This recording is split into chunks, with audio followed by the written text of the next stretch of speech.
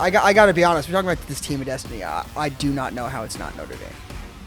How is Notre Dame the team of destiny? If I'm Cornell, if I'm Penn State, if I'm any team, I'm like, this Notre Dame team is getting hot at the worst possible time for other opponents. They have exactly what it takes to three-peat.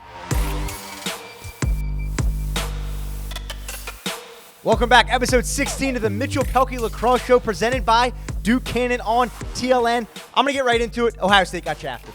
Ohio State got shafted. The seeding.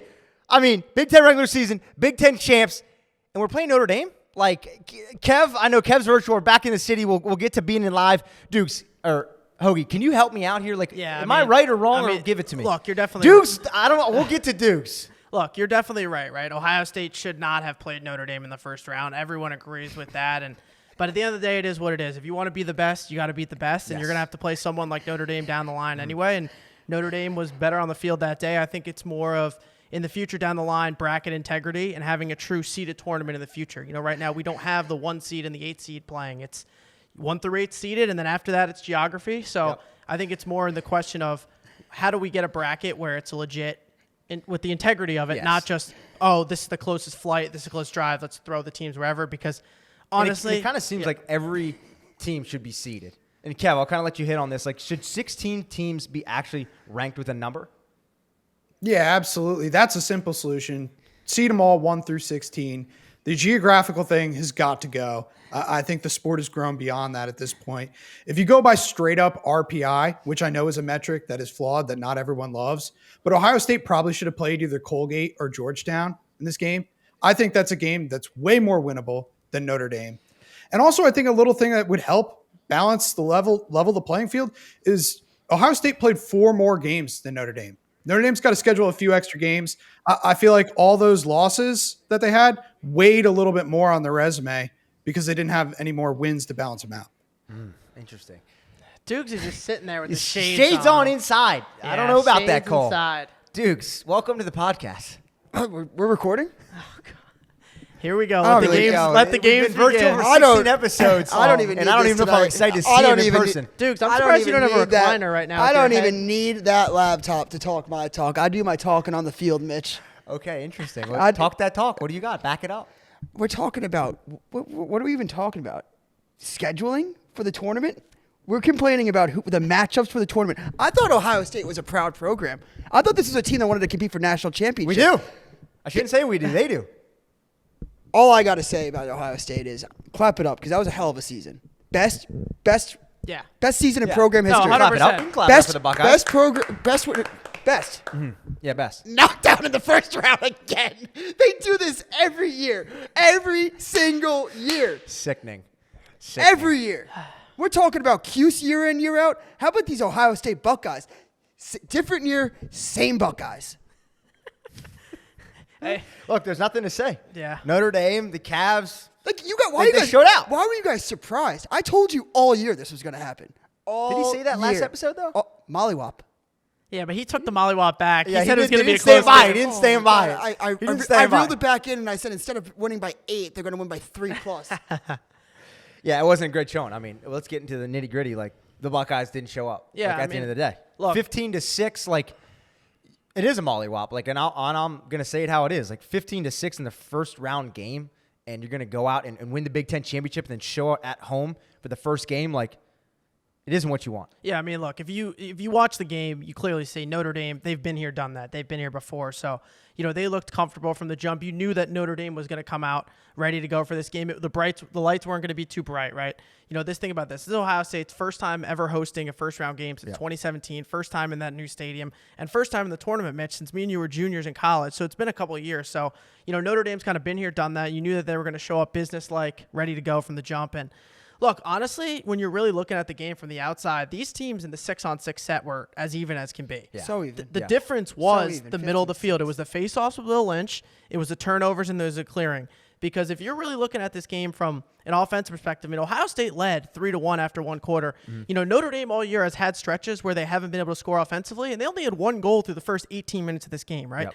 The difference was Will Lynch in the middle of the field. Will Lynch dominated, and it was kind of in one of these games where both teams have a good goalie. Richard Daly was over 70% net. Big Tasty's a first-team All-American, right?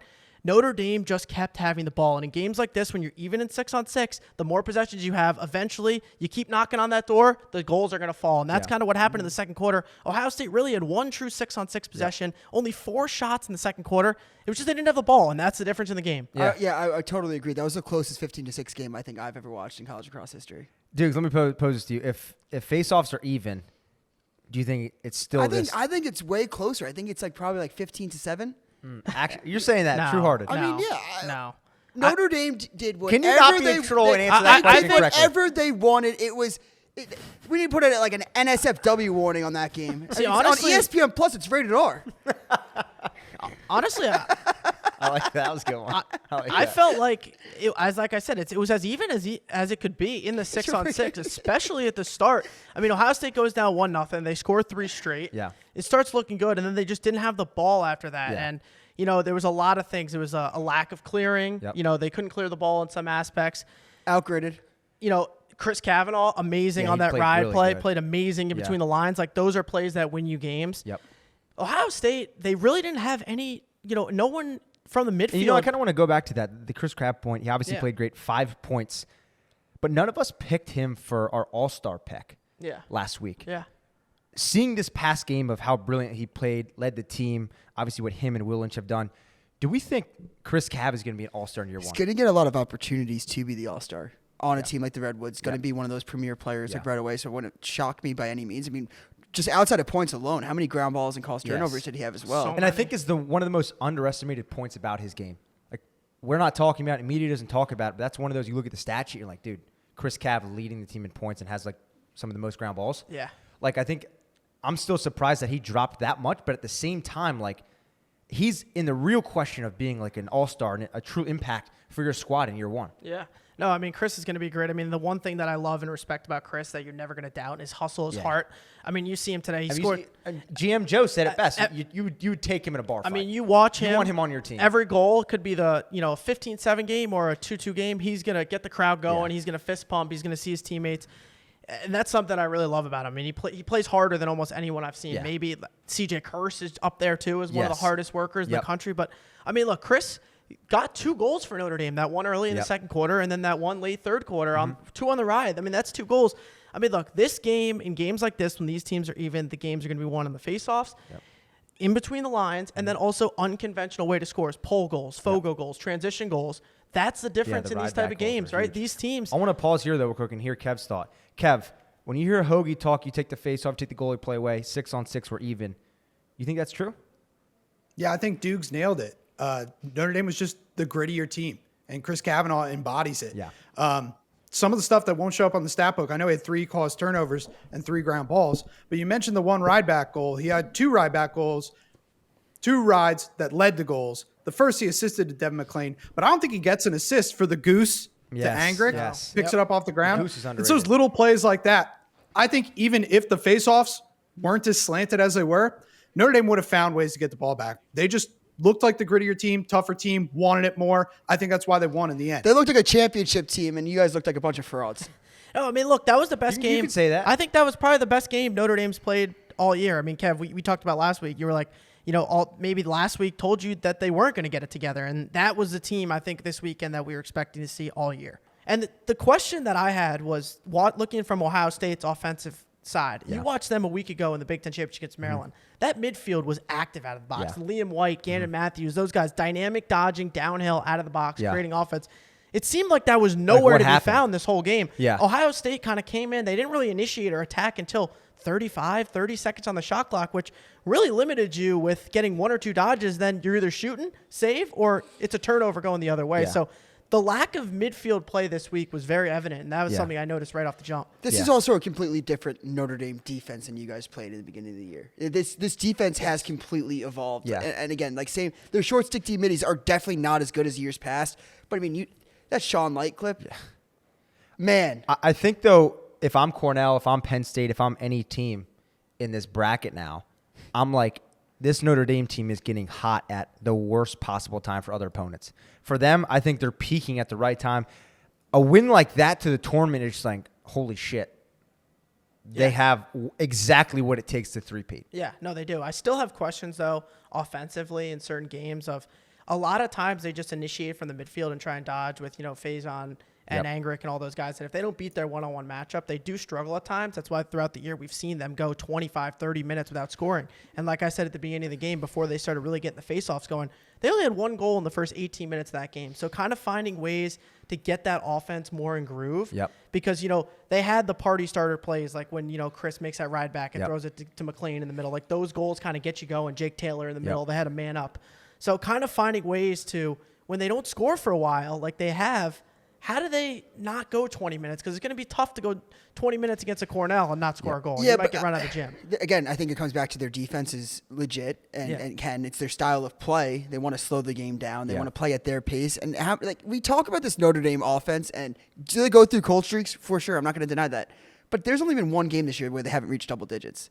Yeah. 2 games reached 10. Every other game they've reached 11 plus. And if you tell a Notre Dame team, a Kevin Corrigan team, like, hey, we're gonna get the offense is gonna get you 11 goals, no matter if it's with a 20 minute drought or not. Like if you get to 11 goals, Notre Dame expects to win that game. Yeah, 100%. And I'll tell you what, Richard Daly was great, by the way. Yeah, I think Richard Daly also. I mean, if we're gonna talk about this game, we got to talk about him. 100%. I think one of the most underrated goalies in the country. Someone who's been so consistent, such a steady hand for Notre Dame all year. And I mean, look, end of the day, it was a great weekend to be Dukes. Besides the fact that 2 of my Final Four teams got knocked out in Duke and UNC, look, I don't care about that. All I care about is getting my 3-peat. Yeah.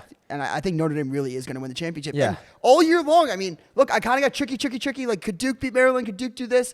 No, it was always going to be Notre Dame versus Maryland. Got to get back to your roots. Yeah, we got to get back to the roots. It But was no, always like you Duke said, the Maryland. bracket's kind of But Notre Dame could really well 3-peat. We haven't seen that since I think Peacock said it. Princeton. It was Princeton, 97, 8, something like that. Yeah, I think it was 96, 97, 98. God, And Chris that'd be Cavill proved crazy. that he should be a Touraton finalist, Kev. Hey, he's playing like one. He's definitely playing is. like one He in is. the NCAA tournament. And that's what matters most, Like, it's not just a regular season award. It's a regular season and postseason award. So he's having his Touraton moment now, I suppose. Yeah, 100%. All right, let's hop to Syracuse over Harvard. Obviously, I mean, without the chemistry of the Ohio State Notre Dame game, probably the game of the week. Owen Hiltz absolutely showing out. I was at the Dome. This place was crazy. I've never seen a game at the Dome. There's nothing like it. In my opinion, it's the best stadium in all Division I lacrosse. The fans there are nuts. Everybody rocking a 22 jersey is crazy, and the atmosphere there, it's like a pro-level dome. Like, they got the light show, they got the big board. For a sport like lacrosse to have all that, it's nuts. Yeah, I mean, they are treated like a pro team up in Syracuse. Like, up in upstate New York, that is like their pro team. They love lacrosse up there. I mean, I played there at Manhattan my 5th year, and I mean, that was like one of the cooler experiences in my college career playing there. Like you said, light show, everything. They do it top notch. The Dome is awesome. But, I mean, looking at that game, it was crazy from the start. I mean, at first I was like, wait, am I watching the highlights of the game from February on my phone? Like, I was like, this is the same game, same uniform, same everything. I was like, what is going on here? I mean, Syracuse falls down 8-2. Harvard, Harvard was getting in Syracuse's head a little bit. They were getting some chippiness. You could see they were getting under the 𝐄𝐄𝐂𝐋𝐂𝐑𝐂𝐋𝐿 skin. And, this all changed in the second half with that penalty on Spolina. And, the whole game, John Mullen was just winning faceoffs. I mean, he lost 4 faceoffs the entire game. He only lost 2 the first time they met. Look, Will Lynch, like we just talked about, dominated. Same John situation. Mullen. They were due. In May, He kept doing his work. In The May, offense you came need through. a good face-off guy because they can keep you in games. Yep. You're never out of games. That's the 1 second. I knew that they were never out of that game, even when they were down 8-2, because they were going to get the ball every single time. They scored 3 goals on that 1-minute man up after the Spolina penalty, and then after that, I mean, the Dome was just bonkers. Yeah, 100%. Is that one of the best games we've seen in round 1 in a while, Dukes? I think it was, honestly. Just the comeback, again, the Dome, and I feel like you might have said this last year, but for some reason, like growing up, when I think of the Dome, week 1, I always think of the Army game. Yes, where they got upset. yes, So now I'm like, oh, Yeah. God, like they just can't escape the internet. Yeah. I could already see Hoagie just drafting all the tweets. I'd love to see what your tweets drafts. Oh, I have like 4 or 5 Yeah, drafted your that drafts. all included. The drafts must have been Yeah, crazy. They were crazy. Shout out Cuse. They won the Yeah. game. Can we unload those drafts for the fans out there? Yeah, They- do they we have were- one right now? Like you were going to draft No, up? they honestly weren't bad. It was more like talking about Harvard making their first quarterfinal since 1996. I had that one in the Yeah, yeah, drafts. yeah, that yeah. would have been a good one. I know. I really thought this was the year. I Harvard thought could that be- was the year. And you know what? Look, if I'm Harvard, it's a tough pill to swallow because you had the team, I think, to make championship weekend. You had the team that was good enough. And if you're looking at it all season long, they haven't been able to face off. Yeah. So this is nothing new, but Yeah. that was obviously an Achilles heel. But then, I love Sam King, but he's only at 3 points in your last 2 weeks, too. So Yeah. he's been a little quiet as your best player. Job market. And it's a lot Job market. of Job Investment interview banker. season. I mean, if Yeah, you're the Jerry, whole thing. I mean, if you're Harvard, you're like, we're right there, and Yeah, this you're could right have been there. a year. But do you think the reason they lost is because the bus they showed up in? I tweeted this before the game. Harvard. see that, dude? Harvard I posted saw this on that. Instagram. Harvard pulled up to this game in a bus wrapped with the championship weekend logo. I think it's swaggy. It's putting your nuts on the table. The minute I saw Right on that, a chopping I was like, block. that is going to be the ultimate jinx when you pull up in the. And again, it might not have been What do their you fault. don't think so? No, dude, I think the best part about it is how everyone was talking crazy online this week that they didn't belong, that Army belonged. And to show up and be like, we're not just here just to. We're not happy to be here. Like, we're going to come here and we want to go to the Final Four and we expect to go to the Final Four. I think some people might call it like arrogant. I think it's cool. Yeah, it's swaggy. Hard ass swagger. It's swag. I mean, Yeah. let's actually like dumb it down a little bit. Do you think they actually wrapped it, or the NCAA gave No, them that I bus? think the NCAA gave them that bus. I was gonna clearly. say. There's no way they wrapped that themselves. Yet, though, I did my research. They were the only team who had that bus. So, Yeah. They were probably like, God damn like it. Notre Dame has a video of them pulling up to the stadium. They were not in an NCAA bus. No Yeah. other Penn State. I looked Colgate. They were not an NCAA wrapped bus. Interesting. So I don't know if it was just because the games in Foxborough and Boston. Yeah. Maybe like Harvard up in Boston area Yep. hooked them up with the bus, convenient, whatever. But the minute that they pulled up in that, I was like, all right, this is not Yeah. going to be a good look if they don't win this And game. Kev, Harvard obviously deserved to be there. What that game showed, obviously in the Syracuse standpoint, do you think Army maybe didn't get shafted? I know the talk last episode was Army should have been in this and that. But now looking back on game ones, what do you think? Look, I still think that Army had a case to get into the tournament. And again, we've been talking about the rankings and them being a top 5 team for most of the year. People still saw them as a team that could win a game in the tournament. But I don't think that it should have been compared to Harvard anymore. In fact, we laughed at this take at the beginning of the year, but I think the Ivies were better than the ACC this year. And I think we saw that a little bit on Saturday. Obviously, Syracuse came through and beat Harvard, but Harvard, I think, deserved to be in the tournament. If there's any team that Army should have a beef with now, it's probably UNC since they beat them head-to-head. You know, did UNC deserve to be seeded and in over Army? Or what about Duke? Duke had a very up and down year, was very inconsistent. Army was much more consistent this year. I think if I'm an Army fan, I'm looking at those two teams more so than Harvard. I know they were next to each other in the RPI and on the bubble, but those are the two teams after the first round of the NCAA tournament that I'd have the biggest problem with if I'm an Army fan. Ivy League over the ACC. Do you agree? No. Because, again, I mean, I also picked all 4 to make the Final Four, so it's tough for me to say. Yeah. But, like, if we're just talking about matchups, like, oh, Ohio State got shafted. Okay, like, so we're going to say that the Big Ten is better than the ACC because Penn State got Colgate. Yeah. And I think UNC ran into a really good Richmond team. Yep. Yeah. Or a team like Duke just ran into a really hot, really good Georgetown team. Yep. While Princeton gets a Towson. Towson, like, Yeah. who's been Yeah. disappointing this year. So Yeah. I don't think it's really apples to orange. I think it's apples to oranges, Yeah. to be honest. Yeah. I think it's pretty tough. What do you think, V? I mean, look, I think probably if you're going to mesh those two conferences together, I think the top 3 teams, if you took the ACC Yeah, and the for Ivy sure. together, the top 3 teams I think are Cornell, Princeton, Notre Dame. Yes. So I think yes. of Yes. those 3, like I think besides Notre Dame, like the Ivy League clears the rest of the Yes. ACC, I think, besides Notre Dame, in my opinion. So Yep. based off that, if you were going to say, all right, I think the 2 best teams in the Ivy are better than the 2 best teams in the ACC. So it's really that pot of Notre Dame and then Princeton and Cornell. Yeah. In whatever order you want You to don't put think them. so? You are right, but we will find out this weekend. No, we will Yeah, find out. 100%. I'm not saying Syracuse beats saying Princeton. one is better than the other. I'm more so No, mean like no. if you took those 2 conferences together and go, give me your top 3. I agree with you. Do you think Syracuse is going to be Princeton? I think Syracuse is going to be Princeton. See, yeah.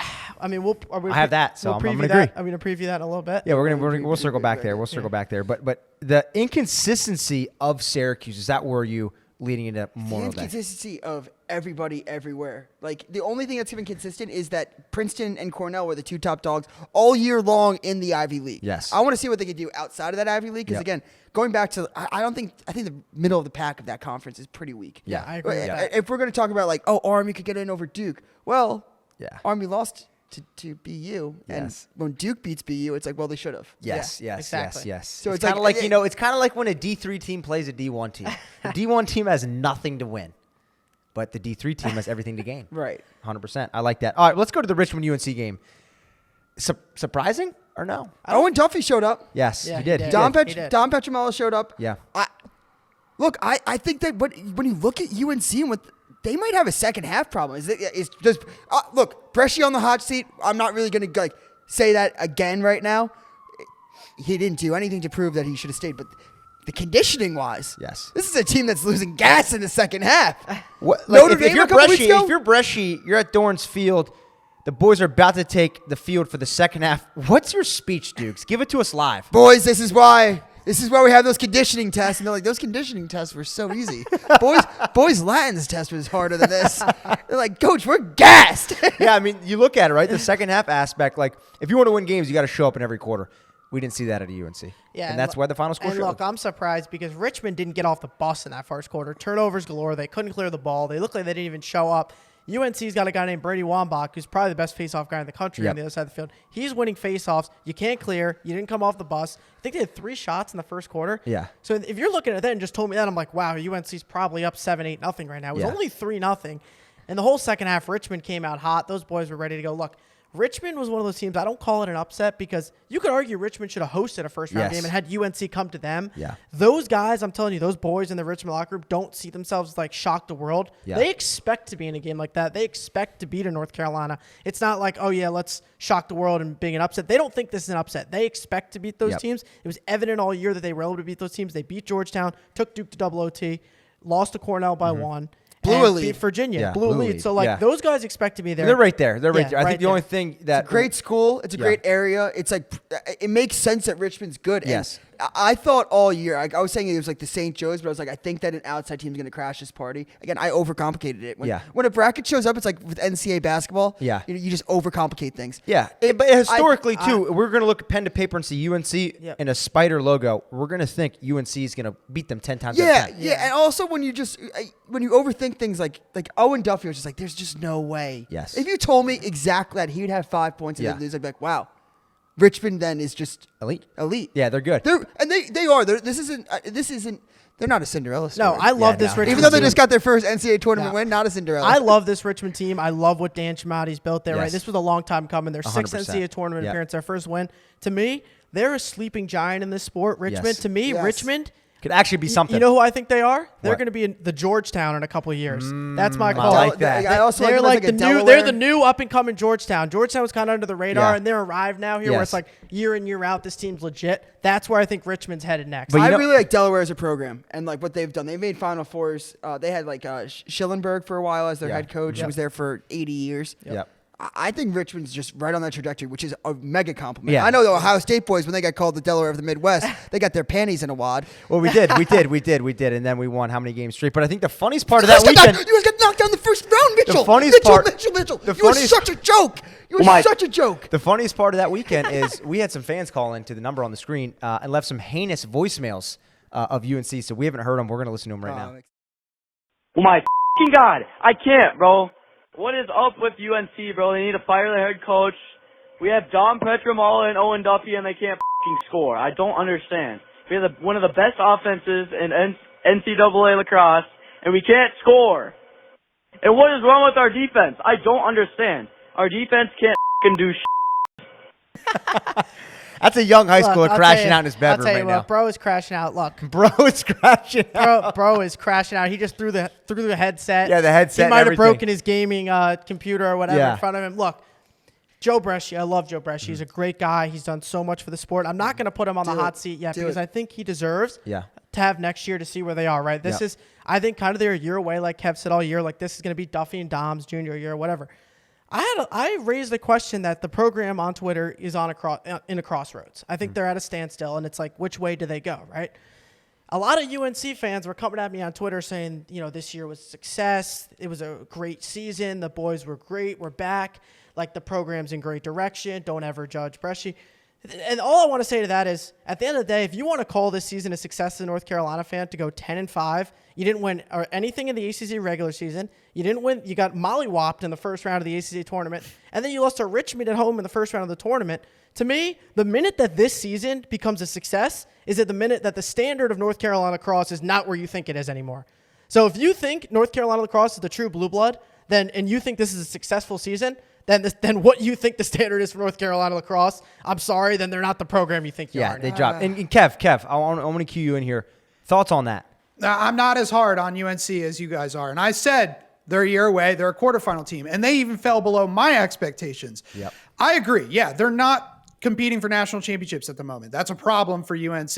But is it a problem where you need to take everything apart and rebuild and fire Joe Bresci? No, I don't think so. 10 wins, NCAA appearance. Only at the end of the day, only 8 teams made it further than you did. I think if you're looking for a window and an expectation, you look at Dom and Duffy.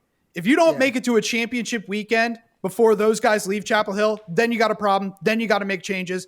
As of right now, I see this year as a step forward clearly from the last few years. And I'll tell you what, the guy standing on the other sideline on Saturday is the guy who would have them in championship weekend, maybe next year or the year after. Dan Shamati, if he was at the helm in Carolina, would have those boys in championship weekend with a snap of a finger. Okay. Command C, Command V.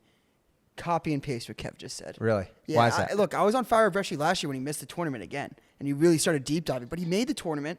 Duffy's sophomore year, Petro's redshirt sophomore year, right? Mm-hmm. And I think they'll be fine. You got to give them some time. Yeah. Like, as much they went 3-1 in the ACC. They obviously got knocked down the first round. We were talking about like how injured they got throughout the year. I don't think it was as disgraceful as Hoagie's making it out to be. Yeah. No, I don't think it's disgraceful. I just think You were disgusted. Calling this season a success to me for North Carolina lacrosse standards they made the tournament. They hosted a home game. I think I don't think that's a success for North Carolina. You think it's a success, Dukes? I think it's something to hold. Is it a success or not a success? It's a success. If you make the first round of the do you think the Buckeye season is a success? Dude, this is the best in program history. You guys got knocked down in the first round. I'll tell you what, if you think this is a success for North Carolina Sickening. to go, Dude, a top 3 season was when you got mollywop by Cornell. No, we weren't. We weren't. Look, I'll just tell you how you look at it right now. UNC wants to be one of the blue bloods of the sport, right? Yeah. They expect to be in the top of the game, right? Mm-hmm. If you asked any of those Maryland players and John Tillman, hey, you didn't win a Big Ten regular season championship, you didn't win a Big Ten tournament, and you lost in the first round at home, is this a successful season? All of them would say it's one of the worst seasons they've had in decades. Meanwhile, you have North Carolina fans right now saying it's a successful season when they went 10-5, got blown out in the first round of the ACC tournament, and then lost to Richmond. I love Richmond, but at the end of the day, it's an A-10 school, and you're home, you're North Carolina. So the standard is be the best program. If you're not the best program, then rebuild it. At North Carolina, that's what it is. At North Carolina, it's a really hard school to recruit from. If you remember earlier in the season when Mitch said it's really hard to recruit to Chapel. The expectations at Carolina. Corey, don't put that in. And you look at what Bresci has done down there at UNC, but what he's continuing to bring in as a recruiting class. Mitch, if me and you were the head coaches at UNC, I'd be able to get any 5-star I wanted to come to UNC. It's like, look at this beautiful campus. Look at these beautiful facilities. You get to wear Carolina blue. It's the easiest thing in the world. The fact that we're trying to make it seem like it's getting people like that Hempstead, New York, to get that they're coming to Hofstra. Like, he's not coaching at Hofstra. You're not getting guys at Short Stadium. This is Chapel Hill, UNC. What are we talking about?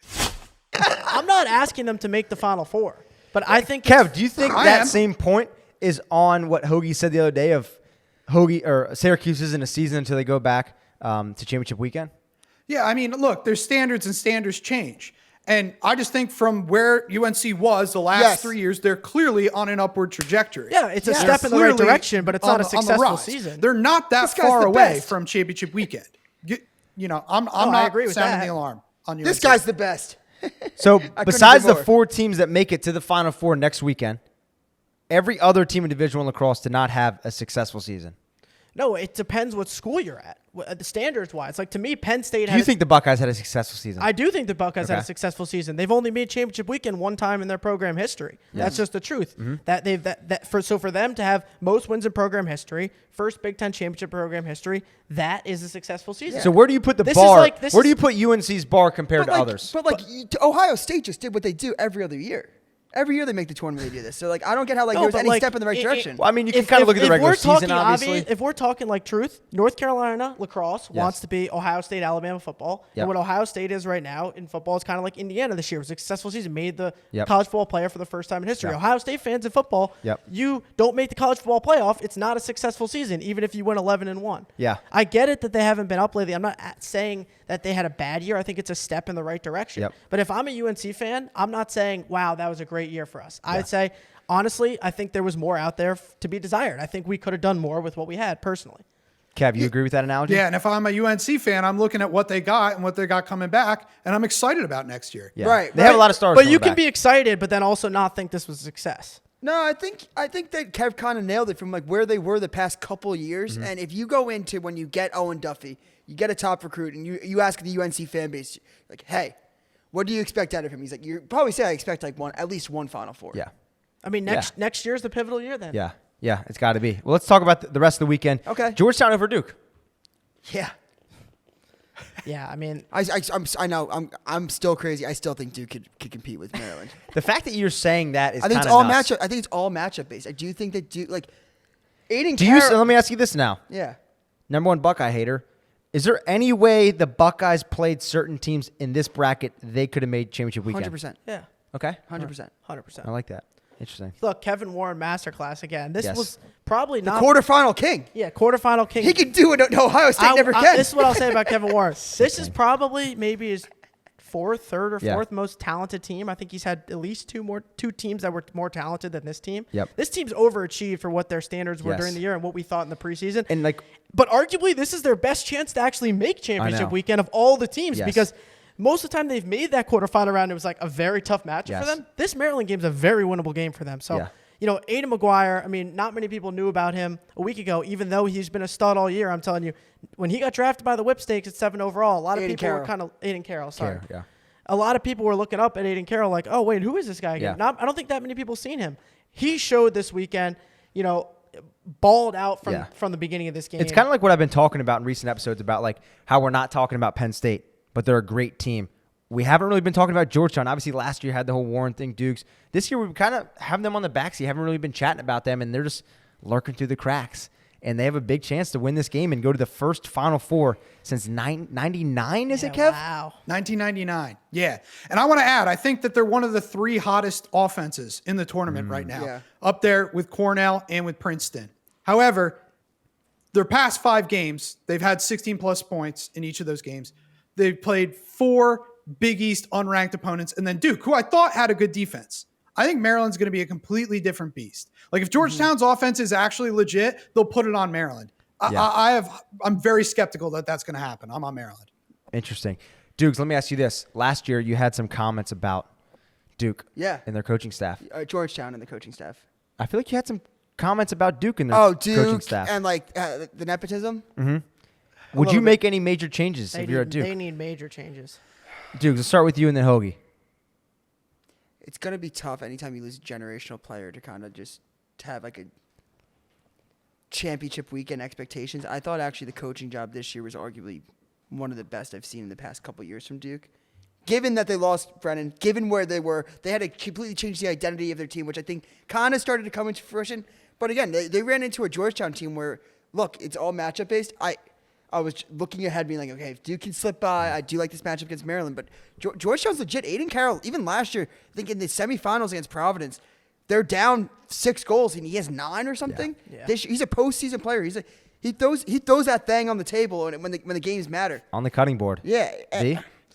Yeah, I mean, look, to me, when I look at Duke, they kind of remind me of the old Syracuse era with John Desko and all those Yeah. guys, kind of where they had the same assistants to the coaches Yep. for all those So years, and they long. never made any changes, and it was underachieve after underachieve. And look, I get it, Duke's made Final Fours. They were in the national championship 2 years ago, right? But if you look at the amount of talent that Duke has had Yeah, it's on crazy. campus, and they haven't had a national championship to show for it since 2014 at that program, I'm not saying to get rid of the staffs, but I think there needs to be some type of change there. Obviously, Dino's got Caputo, has been his Yep. longtime guy there, and then his son on the You other don't side agree? of it. Caputo's staying. I'm not saying He's the best assistant in college. You think he's going to fire his son? I think it needs to be a Whoa. You can't just pause on a I'm- question like that. You just threw this thing at me. Well, give me an answer. It's not working. I do not think he's going to fire his son. Well, if you don't think he's going to fire Caputo, there's going to be no changes. Yeah. Yeah, there's going to be no changes. He's not going to make his Thanksgiving awkward. If anything, he's going to retire and make Duke fire his son before he does. I don't think that Matt Danowski, though, is John, let me pose you he's this not the question. successor anymore. If they make Matt Danowski the successor, that's a huge mistake. So you think John Danowski retires, Matt Danowski should be head coach, yes or no? No. No, but what I think is going to He happen. will be, though. He should not be. I don't think. Why do you think so? Because if any time you're an offensive coach and you have Yeah. Brennan O'Neill as your your best player and you don't win a national championship, what gives you the right to be a head coach besides the fact that your dad was a legend at that school? 100%. I'm telling you, I think this could be a situation. Danowski wants his son to be the head coach. Yes. And I think he was in line to be the head coach for a while. And I think the fan base and a lot of people don't want that to happen based on what we've seen the last couple of years with them underachieving and not, playing up to standards where they should be. I think there could be a situation where, Dino maybe either not saying this year, but next year after, kind of retires and calls it quits 2 or 3 weeks before the season, where Duke's kind of got to be like, all right, Dino, this is your team for this year. They can't do a full search on the year. Yeah. It's almost like a tryout year for Matt in a way. Yep. Or if they have a good year, then they hire him full time kind of vibe. Because I feel like if Dino just retired like now, I think they would do a full search. Matt also had such a good run of offensive talent that he had Justin Gardner as the all-time leading goal scorer at Duke, and there was so much promise with him that when he got a player like Brennan and he didn't do anything with it, it's just you got But obviously winning is everything. Torton and everything. So I know Goddardine made it there when Nakai was a freshman. Obviously Brendan was there. Yeah.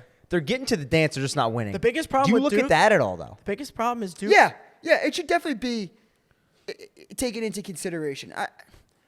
I was very big on the Danowski train a little bit more last year than I am right now. Kev, you agree with that? If Danowski retires, Junior gets called up to the head coach role, do you agree or disagree? I like that idea as a way to kind of get your son in the door as a potential head coach, but I don't know what's going to happen. One thing I will mention, it's worth noting on the talent misusage, is that Duke was the only team that has a first-round PLL draft pick that lost this weekend. Andrew McAdory, wow. second overall pick, only 1 goal, Fact 1 guy assist. Kevin. I'm not saying that it's McAdory's fault, but we've heard Joe Spallina has told us, Andrew McAdory, with us, he's going to play so free, and so he's going to have the freedom to do all the things that he wants to do, and he won't be so much part of a system. Something is telling me that if there's all this talent, all these names on Duke, and it's not working, the system isn't working, and yet it's producing a guy like Andrew McAdory who can go second overall in the draft, something is going wrong. Something probably maybe needs to change at Duke. Yeah, and also when you look at what Brennan did, once Brennan got to week 1, he looked so rigid and stiff. Yeah. And then all of a sudden in week 2, Sudan's like, dude, you're 6'4", Just do, 220. Yeah. You're so V, talented. we haven't Just talked to you rip about it. that. Do you agree? What? Like if Big Dog steps down, Junior gets head coach, agree or disagree? I don't think that he should be the head coach. I think they should go grab someone else, but I think there's a very good chance that he is going to be the head coach, Matt. To me, Duke lacrosse is like the Kentucky basketball in a way, right? They get the #1 recruits of the John Calipari. They get all the studs in there, and they never seem to do anything with all that talent. They have so much talent, but they're not a team in a way. Yeah. They get the top recruits every year, #1, #2 recruit, and they have so much talent out there that it'll win games against Boston's. It'll win certain games because you just have too much talent. Yeah. But when you play teams that are as good as you or a little below you, but actually have like a cohesive team with an offense that clicks, a defense that does well, that's how they've lost these games. They haven't been as competitive in those bigger games because I don't think they play together as a team. Yeah. They're just a bunch of individuals who are uber talented, as we've seen, sending guys to the league. McAdory, Brandon O'Neill, studs on studs, Dyson Williams, all these guys they've had, Sowers even, and they really have nothing to show for it, kind of like Kentucky basketball was at the beginning of. You agree? Yeah, to a degree, yes. Sowers wasn't a Duke guy, I wouldn't say. No, but that year was For sure. Also, I will say, when we're talking about Georgetown and being slept on all year, if you go back to episode 1 or 2 when we were in Virginia together for the championship series, I was like, look, I had all that talk about Georgetown and UNC, and I was like, I actually am liking UNC this year. And then I was like, watch Georgetown, the year they're not supposed to make it, the year that they're not like transfer portal university. Yeah. Watch them. This is the year that they make Yeah. the Final Four. So like it would be something from Ward. Yeah. To He's do it in the due, year. though. Yeah, He's and, due. and we're talking about how He's good their due. offense is, Kev, right? And you know what this is kind of reminding me of? What? This is reminding me of 2021 when Notre Dame, it was Notre Dame versus Georgetown, or who did Georgetown play with Jay Carraway? Virginia. Yes. Virginia. Carraway, yeah. People started dipping on them a little bit, came Yep. in, and Georgetown had this high-powered offense. Jay Carraway scoring multiple goals every game. The Virginia defense locked these guys down. Yeah. They're playing one of the best defenses in the country in Maryland, one of the most disciplined defenses in the country. Talk about a up-and-coming coach, Jesse Bernhardt. Yeah. Like, that's a guy. Yeah. That's a guy's guy. Yeah. So It'll be interesting. I mean, this weekend is going to be so interesting to see. And there's going to be a lot of fun lacrosse on this week. And Ton of Hoagie fun and I were lacrosse. talking about this past week. How good was it just to be able to watch every game? Yeah, where it wasn't like, imagine this Wait, week. so you're telling me they can stagger the schedule? Yeah, literally. Yeah, I know. Like, can we have this every weekend? No, we can't do it. Sickening. V and I were talking, like, the fact that we could watch all 8 games. Yeah, I mean, imagine if that Syracuse game was on the same time as the Ohio State Notre Dame game. It was on the same time as, Georgetown winning and the same time as Richmond winning. Like, Yeah. you're like, how do you flip between everything? You would have missed half of the games. So you got to see everyone. And I will. One of the nicest parts is I'm a Celtics fan, and having the Towson Princeton game. Yeah, that was a good time slot for you. Yeah, it's a there good was time slot. There was like two good time slot. stinkers. Yeah. Yeah. Well, we haven't talked about the Penn State Colgate game yet. Penn State over Colgate. Do we legitimately think Penn State has a chance to get to Gillette? I don't personally. I don't think they're going to beat Notre Dame. I think this is kind of like this is their ceiling, like the farthest they could go. Yep.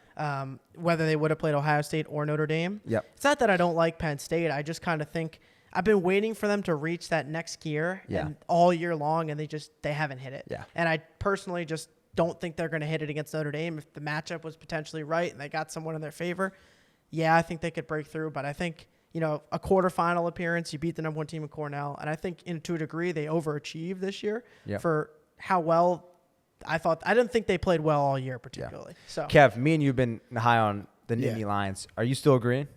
I mean, I got to roll with them. I'm not going to jump off the ship right now. I got to be honest, though. I don't love this Notre Dame matchup for them. Yeah. And the biggest I reason agree. why is Jack Frassion is really struggling. Yeah. Only had 4 saves. One of his worst games of the year. They still are able to win. Colgate fought till the end. But I'm not giving up on him now. And in fact, the big reason why, Matt Trainer, 3 goals. I think he's got like superhero potential. Yeah, he looks And great. I've been going on about this team of destiny thing. If there ever was supposed to be a team of destiny moment, wouldn't it be against Notre Dame, who they probably should have played if not for the Garrett Ledman crease call? So like, that's the only true. thing that's People got me. forget Like that. maybe And don't- cosmic justice for Penn If State. the Indy 'Cause crease that's all call I never got. happened, When you they look would at be the way playing. And don't Frassion's forget, struggling, I don't see it. the quarterfinals that year to go to the Final Four where they played at Navy that year against Army. And now they're coming. I coming gotta, back to I got to be Annapolis. honest. We're talking about this team of destiny. I do not know how it's not Notre Dame.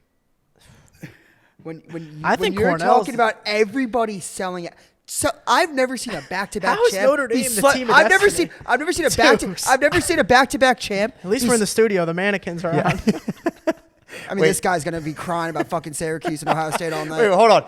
The team of destiny though, like actually, you think? I mean, so? we got Hoagie slandering Notre Dame all year, calling them like sleeping on them. Back-to-back champs, and you're talking they're now going to compete for a championship this year. 100%. Yeah, They 100%. they They will. I- I think they're going to be a Gillette. I agree with you. Yeah. I think it's a team of destiny vibes for sure. Everyone's sleeping on them. I've never seen a team so talented as them. Everyone hate. No one wants to like them. I feel like they haven't been slept on though. Everyone thought that they were going to win Hoagie- this weekend. Everyone thought that they were going to beat Ohio State. Except Mitch Pehlke. No, nobody did. You guys all had them. I everyone was the only had one that had Notre Ohio Dame. State. Everyone I can tell you, at I Notre can Dame, tell they you were what the favored in the percentages game. were. It probably wasn't high for the Scarlet. I think Red. Notre Dame was favored in the game. Yeah, they were. I mean, I was riding with the team. I think public perception of Notre Dame is a little bit off this year. We had, for the that's people's picks, 67% of fans were on Ohio State. Only 32% Wow. were on Notre Dame. That's interesting. Yeah, that is interesting. Yeah, that's interesting. Even though the favorite wise, what do you think? What was it? Do you know the lines? I think It was Notre Dame minus was 1.5. Yeah. Wow, interesting.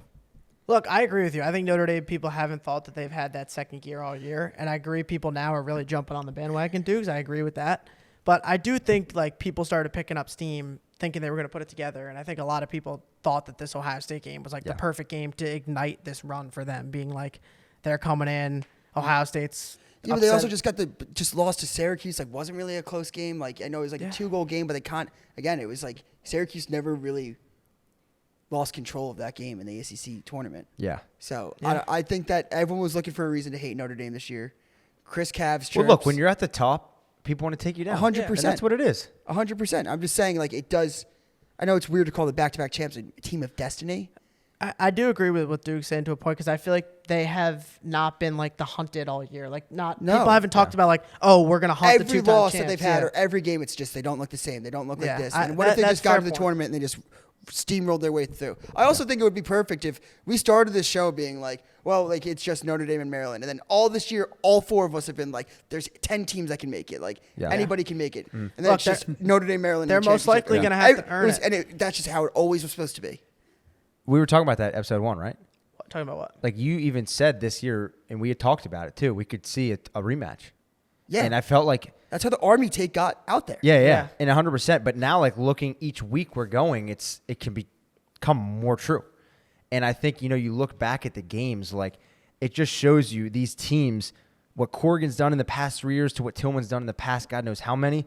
They're peaking at the right time, and that's so important in May. Yeah, I think Notre Dame, if they can find a way to have Richmond upset Cornell, I think Notre Dame's probably the favorite to win the whole thing. Yeah. Seriously. 100%. Looking at the way the matchups would roll out with playing Richmond in the Final Four, I think Yeah. they beat Penn State, and then the championship game getting either Maryland or Princeton. Yeah.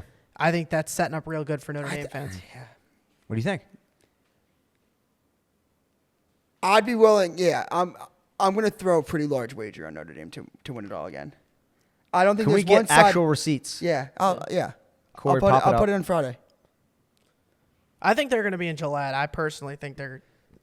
I think Cornell. I like on the right matchup. days Every got 'em. possible matchup that they have, I like. Yeah.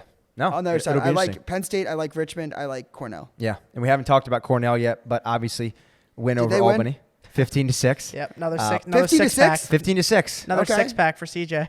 That's something similar. No, is that a mollywop? Confirm. Obviously, Mollywop. Princeton. What was the face-offs? Face-offs were I'm pretty sure Okay, how was the 6-on-6 in that one? Princeton over Towson, obviously, and Maryland over Air Force. Those 3 games we kind of all saw coming. What we thought. Yep. But at the same time, let's kind of look into our brackets and what's to come. Mine's obviously in shambles. Picked Ohio State to win it all. Lost in week 1. Dukes, you just said it. Your 2 of your Final Four teams are out as well. You're probably in second place, V, and then Kev's in the lead for sure. Yeah. Kev, talk to us about the science behind what you picked. Dude, just like look what Hoagie does, and then take a little detour here, a little detour there. I was first in pick'ems all year though, so a lot of people are going to ride my wagon on Yeah. the picks all year. I Who's know, your 100%. Final Four? I don't know if there's enough for me to make a full comeback in the pick'ems, but my Finals 4 is Cornell, Penn State, Syracuse, Maryland. So Penn State's the only real wild card I had in there. And I did have Ohio State beating Notre Dame, and Duke beating Georgetown. So my bracket's not perfect, but my Final Four is all intact at the moment. Yeah. Dukes, I hate to say it, but I think it's going to come down to me or you. Who does this punishment? It would be so perfect if Notre Dame was the only team that got into the Final Four for me, but they won the championship. If they win, Mitch, then you're done. Yeah, I know. No, if they win the whole thing. Who's your Yeah. Final Four? My Final Four right now is Cornell, Ohio State, Syracuse, Maryland. So pretty Who safe. do you have winning? I have Here's Ohio State beating winning. Maryland. So, how are we doing this? Yeah, by but the the way, do you Duke get a wins. point for every But win, we're or kinda do you the get same right now. Like, are we weighing how far Yeah, your we team both goes, beat or how Syracuse. are we grading this? Yeah, but if my Final Four goes out, like if The somehow championship's got to count as the most. Yeah. Well, I- is I each thought it game was like one- how are we grading this out? Just out of curiosity, like is it each game you get a point for? Or I feel like it should be all right. Here's my suggestion live on the show: 0.5 for the opening round. Jesus, hold on. 1 Let's just, point we for a went to first Ohio round, State and Dayton here. 2 Just for go a 1, 2, 3. quarterfinal, 3 for a semifinal win, 4 points for a Just say championship. yes. I like that. Done. Point Lock it in. 5. We got to do the math. Wait, how Say much it for the again. championship? 5 for the championship? 4 for the championship. So it's just Yes. 0.5 is just for the playing games. Yep. But Dukes, let's just say Notre Dame loses this weekend. Yeah, he's It's- done. it's- yeah, but yeah, you're done. And like we said, Dukes and myself most likely going to be in last place. And we asked you guys to leave a comment on last week's episode, and the top comment is going to be our punishment. And top comment right now is loser of the bracket challenge has to sing the national anthem week 1 of the PLL season. Wow. Wow. I would be shaking in my boots. That would be unbelievable. Let's just say we tie. I would love to do it with you. Dude, what's up do with that. you? What's up with you always trying to get out of punishments? Yeah, that this is guy, true. This guy always likes setting the So punishments. last year, I did the shoey. out of nowhere, he just talks about the shoey, Shoey, mocked me the whole tournament yep, run, yep. and then ended up doing the shoey. I didn't want to and then do tried it. to Sorry, back I didn't out want of to it. drink Yes. a beer out But of whose idea was it? Whose idea? you just didn't was want to wait. Let's just stop it right there. You just didn't want to drink a beer. out of a shoe. Out of a shoe. Don't get it twisted. And second comment we have, Duke should have to do the preseason conditioning test for each team that he thinks is not going to make the Final Four. I know, but like that doesn't make sense because none of these schools would want to do it. Yeah, I So know. I'm just going to show up there. I don't love today. that one either, but these you schools guys get can still get embarrassed. involved. If you guys comment on the top of this episode, it gets liked. That could be our punishment. We're And looking at all these comment playoffs. some good ones. No offense, guys. I know you guys have great comments, but no one's getting like a tramp stamp. Tramp or something. stamp. So, like, Yeah, we're not doing It's that. got to be somewhat Ones sensible. we can like- actually do. Like, make them good like these two that you just mentioned. Something like Yeah. that where it's like a funny, great punishment. Dukes, if Notre Dame loses this weekend, are you starting to practice the national anthem? Yeah. Oh, say can you see? And I like it. everyone just dipped out.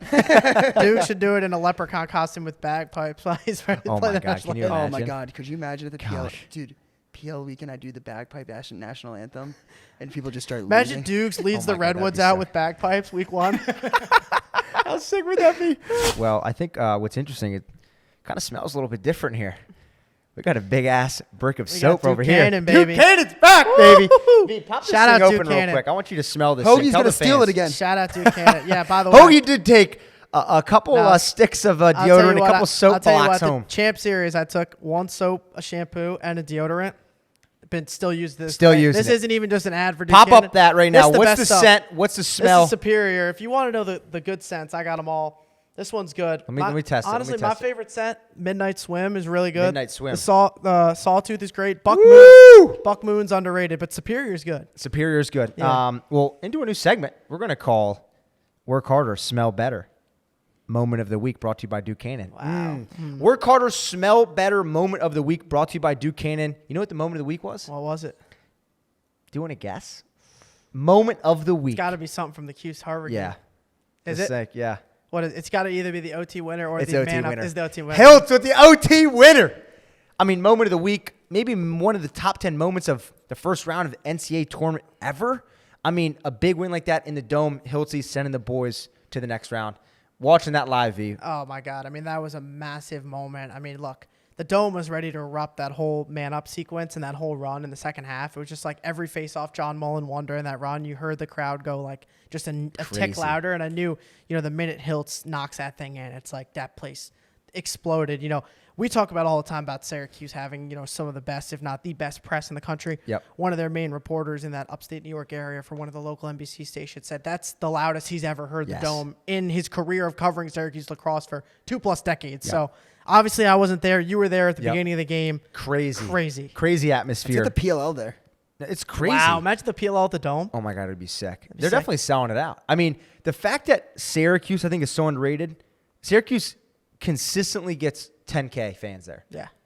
Like, that doesn't happen. No, what other team comes close No. to that? Do you think how many people? This is just an off-the-ref question. If you did the Six Nations thing, or Yeah. and you did USA versus Canada Box? All-Star, no, just an All-Star game, Field, and you did yeah. it at the Carrier Dome, how many people do you think go? Oh my God, that would What's the number? 20K. Kev, what do you think? That'd be awesome. Yeah, we would have to break an attendance record. I think Oh, I did 100%. 15K earlier this year. Yeah, You for think the Notre any Dame game. chance championship weekend's there next year? They're still looking for a spot. PR? We're looking for you. No, he's talking about the NCAA lacrosse NCAA, championship. yeah, they don't have Oh, I Final think Four. it's six. Final Four is Six, still six. TBD right now for next year. They got to find a spot. I have a hard time believing they're going to put a 𝐓𝐄 because if 𝐓𝐄 makes it, people are going to keep playing. Yeah. But I don't know. I would root for Q so hard. I love just seeing people mad. God, I love that. All right, let's hop into Q2. Talking about games this next weekend. Again, another 6 slate. Let's talk about Long Island. Garden City. Leos. Do you want to talk? Do you want to take it away? Dude, this is my favorite weekend of the year. It has to be. Over in Hempstead. You going to be there, Dukes? I'm not running a half marathon this Oh. weekend. Whoa! Wait, are you doing it or are we? Mitch, Are we? Mitch, Wait. Folks, you guys know. Get your bum ass to Brooklyn, and I'll race you this weekend. How many years? Folks, he signed up for the New York City Marathon 3 years in a row. Dude, and I got he's it. still waiting to I pick up got his it. bib. Pelks has got his medal. Hell yeah. Oh, dude, Can I do Ohio State? I'm telling you right now, gentlemen, I will do Ohio State's conditioning test, and I'll do something Mitch probably never did. I'll pass it. No, actually, I was I pretty know, good at it. I was pretty good you're at in it. good shape. All right, let's talk about Long Yeah, Island, yeah. though. Hofstra, what do we got? I think it's the best weekend of the year. I mean, it's such Yeah. a legendary site. Yep. It's even the PLL playoff games last year. I Yep. think was one of the best professional lacrosse games we've ever seen in person. And then you look at what we saw. Albany, Notre Dame, just so many classics throughout the years at Hofstra. Number one, kicking it off, Cornell, Richmond. A lot of Garden City guys on Cornell, so I know this is a bit of a homecoming.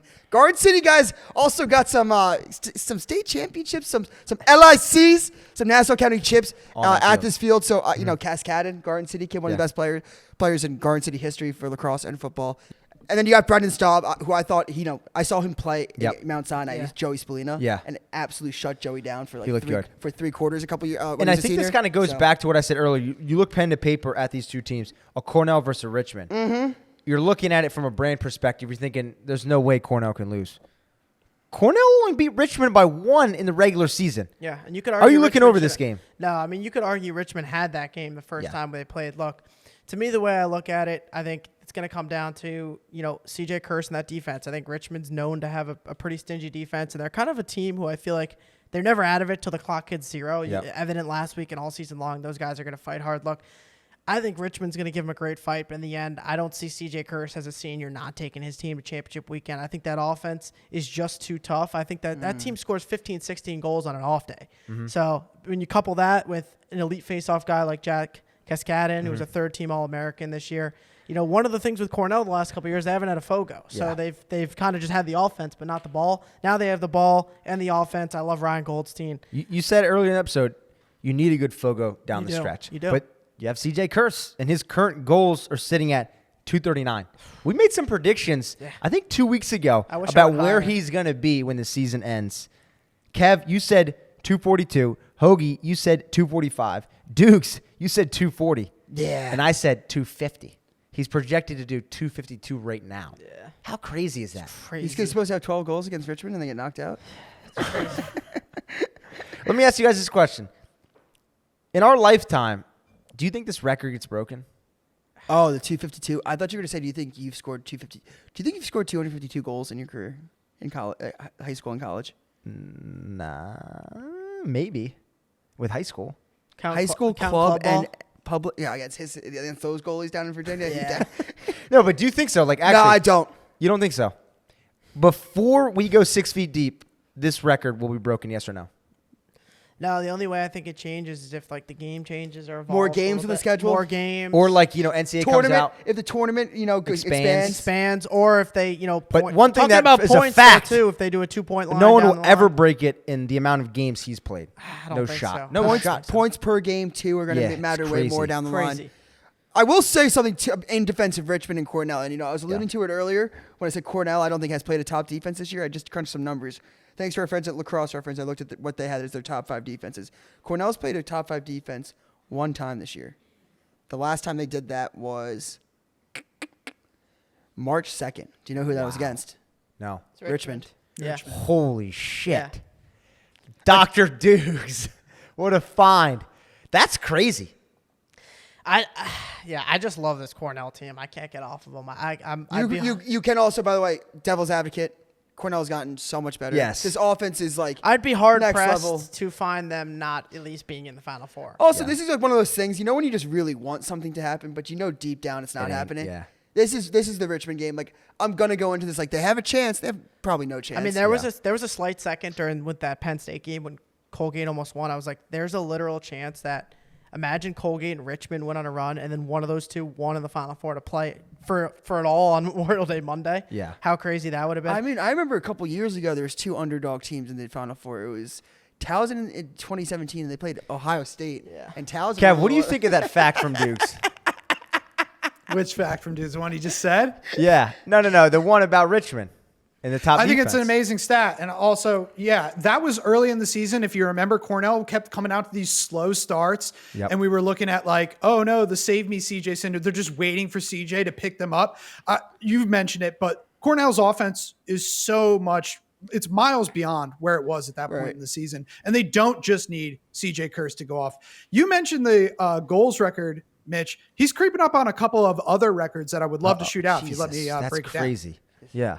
Yeah. So he's at 74 goals on the season right now. You mentioned his pace at 252. He also has 30 assists this year. So he's over 100 points, 104 points, only player in D1 over 100 points right now, 26th player of all time to hit the 100-point plateau in a season. He broke Rob Pennell's Cornell record for most points in a single season, 102 this past weekend. Now, the numbers to look at. This is the big one. He's 8 goals away from the single-season NCAA record, 82 goals in a season, held by Miles Thompson of Albany and John Reese of Yale. He's also 24 points away from a single-season NCAA record, 128 points set by Lyle Thompson. Wow. That one's probably a little bit out of reach, but I think he scores 8 goals. I don't know. 24 goals in 3 potential games. 24 points. 24 games. points. That's going to be tough to get. I don't think the 8 goals. Again, what we were saying, if they play all the way. And what we were saying earlier is like if you do get again Richmond's 5, Notre Dame's going to be like 6 defensively. Yeah. Those would be the 2 best defenses you played all year. Yeah. And you need 24 points in You 3 need games. 8 at least. So he each breaks game. it by 5. I mean, that would be crazy. Absurd. That would That would add Absurd. to the lore. Absurd. But then we have Princeton versus Syracuse, 2:30 ESPNU. Is that going to be the closest game you think? I think it's going to be an instant classic. To Yeah. me, I think this is going to be the best game of the weekend. I think this could be an all-time game in the end. I think it's going to be a lot of goals. I think it's going to be a lot of fireworks. Yep. I can't wait. I mean, Syracuse on paper has the advantage at the face-off X. I think offensively, obviously, Princeton has the firepower. The question mark's going to be in goal. Jimmy McCool was only Yes. 20% in net last week. Yep. So, if that defense shows up how they did for the first 3 quarters, like they did against Harvard, like Princeton might put up a 20-piece on them. But on the same time, it's like if that defense and that team can look like they did in the ACC tournament run, we're going to have a hell of a game. So, 100%. I mean, it's crazy. Look, I mean, Syracuse, this is it. Get back to championship weekend. You're on the island. I hope Joey you said it. Spallina going back home on Long Island, Yeah. trying to bring Cuse to first championship weekend since 2013. I mean, it would be special. you can't write a better script than that. Yeah, So 100%. Dukes, you think they get back? I do think they get back. I think they kind of got their stinker out of the way. When you have a face-off guy like John Mullen, who I Yeah. think Yes. you know what you're going to get every single week. And I think Jimmy McCool, again, this isn't Joe Schmo. This is ACC goalie of the year. Yeah. This is someone that stepped up all year long, got his stinker out of the way. And when you kind of have that emotional win, a lot of people will be like, well, they're going to fall back to reality a little bit and get punched in the mouth next week. I don't think so. I think that this is kind of like a rallying moment for them. They escaped. They know it's a big game. They escaped death once. Yeah, 100%. And Kev, do you think they get back? I'm 100% with Dukes. I think they got their scare out of the way. And also, we talked a lot about homecoming games when we were talking about Dom Petramala going to Homewood. Homecoming game for the Long Island boys, Joey Spallina and Michael Leo. They lost earlier this year when they had to play Cornell on Long Island. I don't think those boys lose 2 games on Long Island this year. I will say, though, this game features 2 through X athletes this year, Coulter McAsee and Joey Spallina, both of whom only scored 1 goal in the first round. Both of these guys lead ball movement offenses. I like the way Syracuse kind of matches up to throw Princeton off their game, make them win one-on-one matchups, and I kind of like Syracuse's options when it comes to winning one-on-one matchups. But I will say, whichever team can unlock their through X athlete to have more than 1 goal will win this game. So whether it's Joey Spallina or Coulter McAsee, one of those 2 has to be unlocked and will lead their team to victory this weekend. I will say, though, Syracuse's defense has had their head spinning in a lot of games this year. And I'll tell you what, this Princeton offense, besides Cornell, is the best offense pound for pound in the country in terms of putting up goals. Colin Burns, Nate Kabiri, Coulter McAsee. I mean, these guys, if those shooters. If that defense does not show up, like I said, they're going to put up a 20-piece. Going back to the Long Island lore really quick, I think this is important to note Yep. that both games are in Nassau County. Michael Leo, St. Anthony's, Yep. Suffolk. Joey Spallina, Suffolk kid. There's 2 types of Long Island guys. There's Stony Brook and there's Hofstra. Is there any Princeton cats in Nassau? There is. There's a Garden City kid on the team. Cat Part, defensive stud. He's not playing, though, this year. So you think that 4-year starter. So you think that's going to be the reason they win? Look, I'm going with... I think Princeton's been slept on, though, all year, though. Seriously. They're kind of like in the I know Georgetown round where it's just like we're just not talking No about one's them. talking about them. And, like, I mean, They're not slept on. Matt Madeline. We're not talking about what him. that guy's done. He's Yeah. such an underrated legend. coach for what he does without being able to use the portal and really take transfers in and year out be this competitive year in a year out basis. I think he's going to be an all-time. I have a fun fact for you guys. You know how Hoagie's been comparing Syracuse to Miami football? Yep. Yeah. And this is kind of... So earlier last year, Yep. Miami football, they had Cam Ward, the number Yes. 1 draft pick in the NFL, right? Yes. They were, I believe, 10-1 going Yes. into last week of the season, right, gents? And they lost that game, and they were not back. Does anybody know who they lost to in that game? Notre Dame. Syracuse. Oh my God, they did in the dome. Yeah, they did. Oh my Look, gosh. if that's Syracuse right. wins this weekend, they're officially there. That was a good pull. They are back. Yeah, what are you laughing at? If Syracuse wins this What'd he weekend, say? they're back. That's just What'd he say? crazy. That's crazy that Duke's like, that's an insane pull. That's such Yeah. you know you're a sports rat when you pull something like Yeah, that out. no. I love that. That was great. Syracuse wins, they're back. Yeah, no, I'm saying 100%. that first Well, that's chance- what's happening on Long Island. Let's hop down to the real Mecca. Oh, dude, you're so annoying, Wow, man. that is crazy. We treat you with respect, at Annapolis, Leo's. Maryland. Penn State versus Notre Dame. Dukes, I'll let you take this one away. We're gonna watch this game. I mean, Yeah. Notre Dame. I mean, I've never been so confident. In I think Notre this Dame. game's going to be kind of like the Ohio State Yeah. game this weekend. You think they're going to win by almost 10? I don't know if it's Three- going to be that three big, plus. but I think it's going to be kind of a snooze fest at the beginning, Yeah. and then Notre Dame's just going to pull away.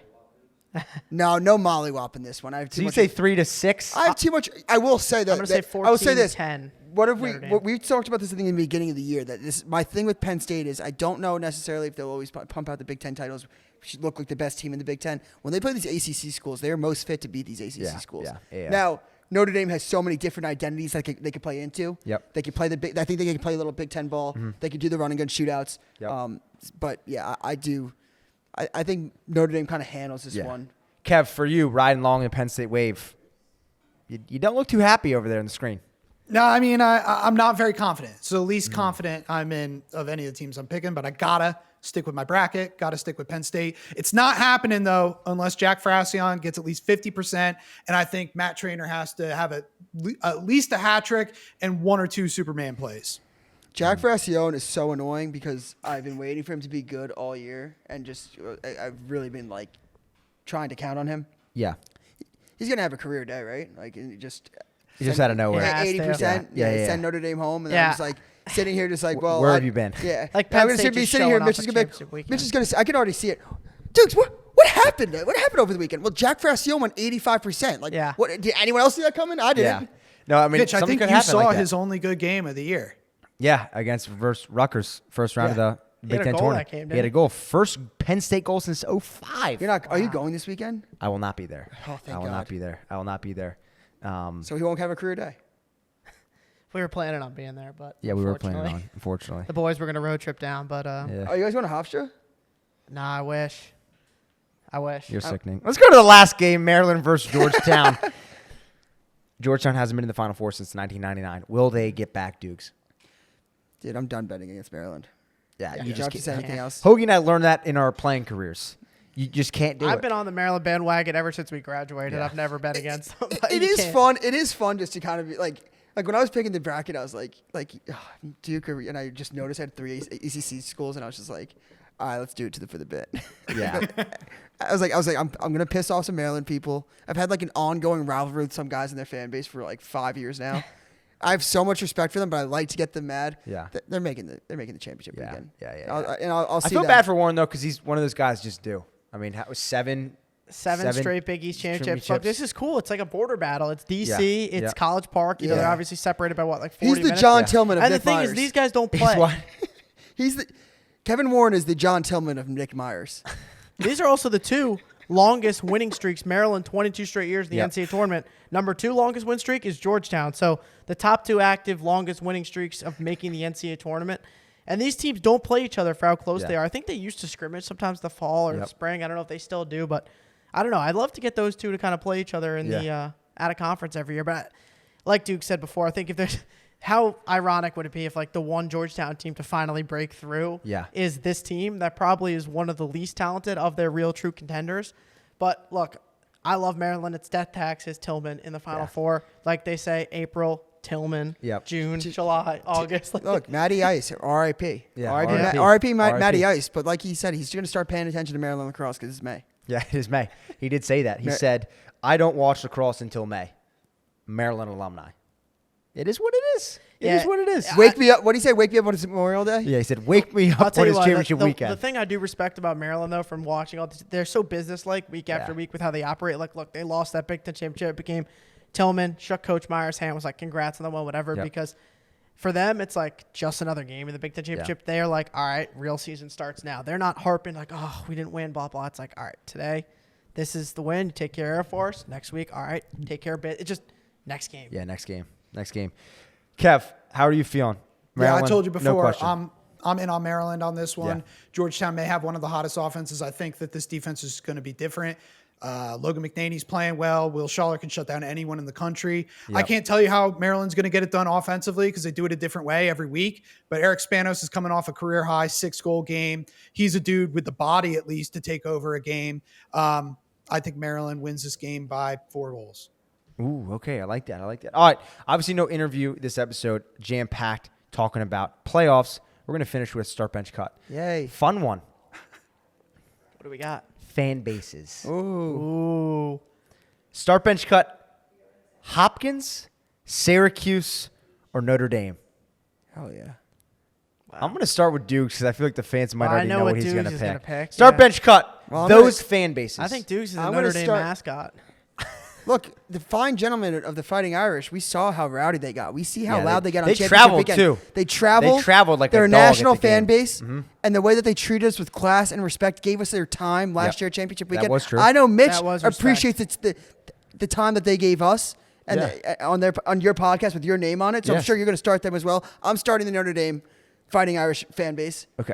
I'm going to bench the Cuse fan base. Speaks for Yep. itself. What they do for the Dome, Yeah. down years, up years, Yeah. they're always there supporting their good dogs. Hopkins, do they have a fan base? Or is it kind of feel like That's what I was The gonna biggest say. thing I realized being at the Cuse game this weekend, Hopkins doesn't have like these crazy. It's just a bunch of like locals that live in and the guys area. and people alums who are there who Yeah. played years Right. ago. Yeah. It's like you got the dad that you say Hopkins across. They're like, oh, they're good. Like they're playing UVA. Let's just stroll down to the game because it's close. I don't know if this is like a hot take or all, if you guys feel it, but it almost seems like Homewood lately has been a bit of a snooze fest. Like you kind of go there and it's like a little quiet. Like we were there Church. for I the mean, Ohio you were State game. there. You were there. Yeah, I was there Talk for to the us. Ohio State game, and honestly, I've had it be way more rowdy when we've Yeah. played there in the past. I don't know if it's just down year. You know, they didn't have a great year this year Yeah. or whatever, but it didn't ever feel like you were at like a Hopkins game. Like obviously Homewood is so iconic in the band and all that, but it didn't feel like every possession like the Hopkins fans were into it. It felt like Yeah. you were kind of just like everyone there was just like spectating. Yeah. To a Brian? degree. I think they call like Alabama like church in Yeah, Alabama is kinda like louder. that. Church in Alabama is actually louder than Bryant Denny Stadium. Yeah. Their fans just because go their in- fans just expect greatness now that they just go in like, oh, okay. Yeah. I think it's kind Same of what's sort of happening to situation. Hopkins. I'm not gonna lie. I don't think anybody should start or bench Hopkins. I think Hopkins I'm should not. be cut. What do you No. think? Me, I'm starting Syracuse. I Yeah. don't think that's really a debate to start Yeah. Syracuse. It's nothing against Notre Dame fans, but you can't compare Syracuse and Notre Dame fans. Syracuse fans, in talking just lacrosse, Yeah. is the best fans in college lacrosse. Yeah. Notre Dame doesn't really have fans of the sport of the area. It's a lot just like the parents and then people there. It's not like people in the South Bend or Indiana area are dying. Like up north The at alums. Syracuse, like I mean, yeah, the the alums alumni is of big. course, but like Syracuse, like the people up there act They're like cra- it's like I mean, the the amount of NFL like team, MLB super team. fans they have there, the amount of dads I saw rocking a 22 Yes. jersey. I completely agree with you. I Yeah. will say, like, I just even like my Notre Dame friends that like went to Dayton, like Notre Dame football. They follow Notre Dame lacrosse. Yeah. like there Yeah, is yeah. Notre No. Dame's alumni program is so Yeah. proud that they No, will follow 100%. lacrosse. Oh, I so doubt- so 100%. so closely that I'm giving them the respect that they deserve. Yeah. No, I think Notre Dame deserves respect. They're not a better fan base than Syracuse lacrosse, though. That's Yeah. life up in upstate New York. They have the alums to match So you're it starting to. Cuse, Starting you're Cuse, benching- benching Notre Yep. Dame, cutting Hopkins. Yeah. Kev? I'm going to start Syracuse fans. I think that's pretty self-explanatory. They're the only team with like full-on press conferences, local media, all the way to the nines coverage of their team. That's for their fans. They do it for Yes. their fans. And part of that might be, what else is there to do in Syracuse? That is the team in town. He's So gonna ben- I'm he's giving gonna bench Syracuse number Hopkins. one. They got the history, the tradition, and they love it and they're passionate. Fans don't give up on the team. I'm going to bench the Notre Dame fans.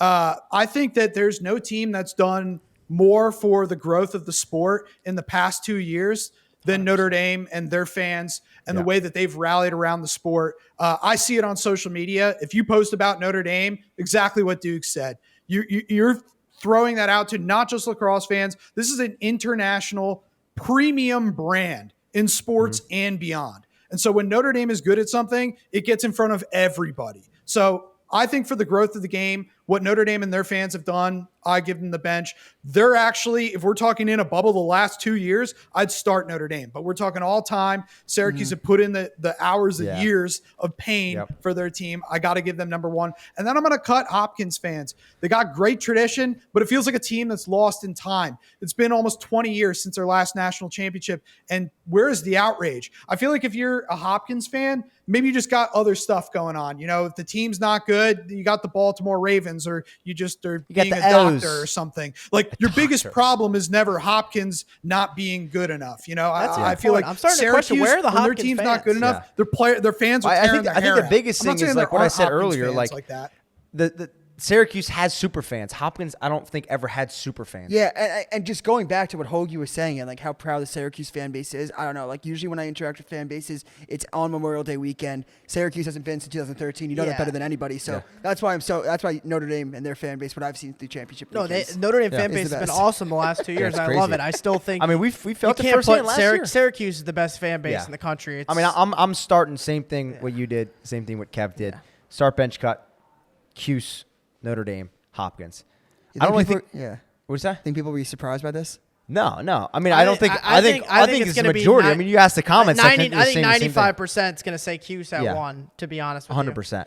I'm saying that everybody cut Hopkins. You think people will be surprised by that? No, I think there'll be some. No, people I think who have I honestly Hopkins. thought Kev was gonna cut bench. Notre Dame. Yeah, I thought he was just gonna cut because Notre Dame. him, he's an older guy. He likes the 06 era and everything.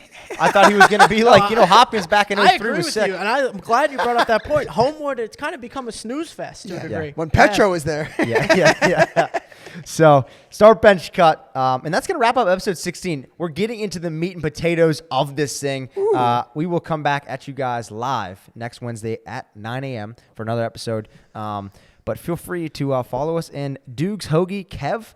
Will we be throwing out any live tweets this weekend? Oh, tons of live tweets. There's live tweets every week. Come on. I don't think Hoagie stops. Yeah. How many live tweets do you think I'm putting out this weekend? Big fat zero. I don't know. It's going to be hard to fit in time after that blowout you're going to get in that hair. All natural. We'll see you guys next Wednesday. Peace.